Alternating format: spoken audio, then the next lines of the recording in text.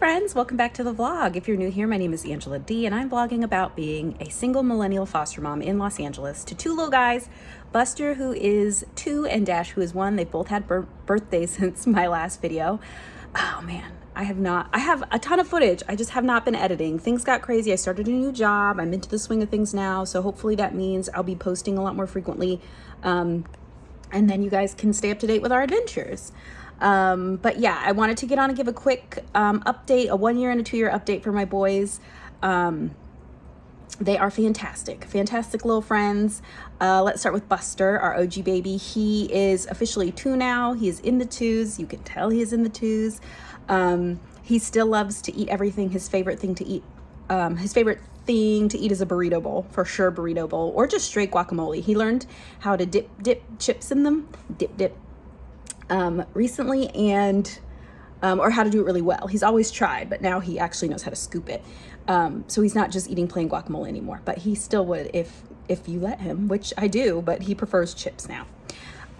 He's got a ton of friends at daycare. He's still super outgoing. His language is crazy good. He knows how to ask for what he wants or demand what he wants because he's 2, but then he's always made to ask politely. And yeah, he's just generally a very happy, snuggly kid. He loves learning. He's definitely pushing boundaries and pushing buttons, literally on my keyboard, and emotionally pushing my buttons, as most 2-year-olds do. And he loves his baby brother, Dashie. He calls him Baby Dashie because the kids at daycare call Dash Baby Dashie. So now Buster has started calling him Baby Dashie instead of just Da. He loves him so much. He doesn't really like sharing with him, as most toddlers don't like to share. Now, whenever Dash picks up anything at all, it's Buster's, and he tries to take it out of his hand. So he's had some hard learning experiences that brother's allowed to play with toys. He's allowed to hold objects. You cannot take everything out of brother's hands all the time. But other than that, he's just an amazing little sweet pea. He's still tiny for his age. He is, I think he's still like 15th percentile for height, 30th for weight. And you know, he's still growing. He's proportional, so there's no worries. He's just gonna be a small guy. Genetically, I know his bio parents aren't very tall, so he's going to be a small guy. Dashie, he turned 1. He is a very happy guy for the most part, except for when he's bored and feels like you're not entertaining him enough.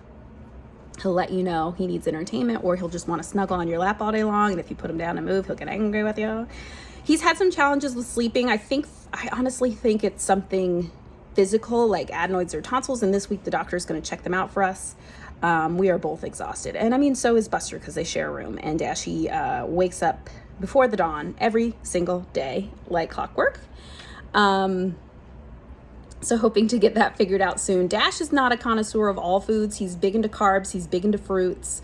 He will sometimes eat meat and veggies. I practice division of responsibilities when it comes to food, which means I decide what they eat and when, and they decide how much. So there's never any pressure on them to eat while we're eating or try new things, or I don't say like one more bite. I just put the food on the plate. You choose what to eat. If you don't want to eat, that's fine, but your next opportunity to eat will be the next snack time or the next meal time. No snacking in between those opportunities. So it's worked out really well for me. It worked out when I was a nanny too.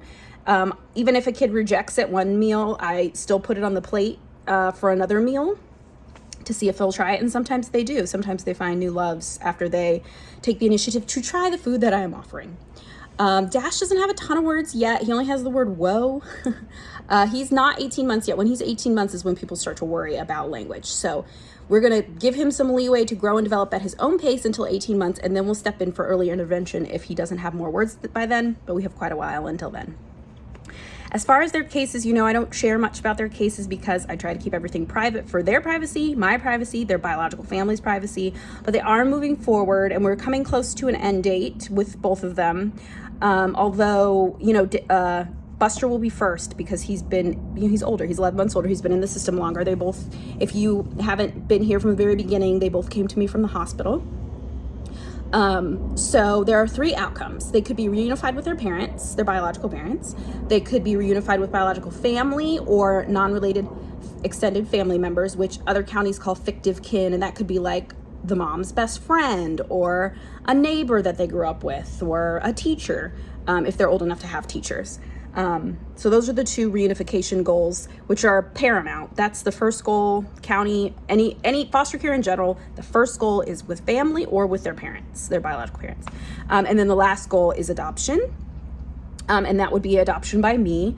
I always said that no matter whatever kid I have, if they needed a place to stay forever and be part of a family, I would absolutely do that. I honestly cannot see a situation where I would have a foster kid and wouldn't want to provide permanency if reunification wasn't possible. So anyway, one of those three outcomes is going to happen. Buster first, because he's been in longer. I mentioned in another video that LA County's goal is to have cases closed after 18 months with a possible extension to 24 months. Well, some of you may be wondering why Buster's still in the system, because he is over 24 months. The date that clock starts to count down the 18 to 24 months is the date from their dispo hearing. And that's the hearing in which all the parents, or the biological parents, get the to-do list of things they have to do to get their kids back. Because of COVID, he was born a month before COVID. Because of COVID and because LA County is huge and was slow moving even before COVID, he didn't have his dispo hearing for at least, I forget exactly how long, 5 to 6 months maybe. So his clock is not as far along as his age is. So I think right now his clock is probably at about 18 months. So that's why Buster is still in the system and his case is not closed, because his clock started much further out than his birthday. So, yes, whenever that resolves, I'll share with you the resolution. Probably not a ton of details just for everybody's privacy, but I'll definitely tell you. As far as taking more foster children, I do want to take more foster children. I'm trying to decide in what order. I live in a 2-bedroom, so I have to make sure it works out. But I don't know that Buster would be great with kids older than him. He likes being the oldest one, I think. I just think he'd have a really hard time adjusting to an older kid in the house. So I would have to take younger. And in my county, there are certain rules about how many you can have under a certain age. I think it's technically like you can't have more than 2 under 3 unless you get a waiver, which because of the dire need of foster parents in LA County happens quite a bit.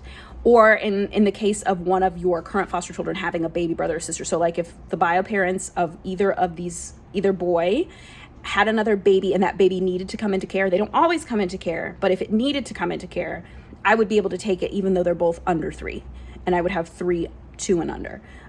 So that would be another instance in which I would get a waiver. So kind of just trying to see where these guys' cases go before I make any big decisions, but I do want to keep fostering regardless of the outcomes of their case. So new baby, eventually, maybe. We'll see. I don't know. We got to see what happens with these guys first. I think that's it.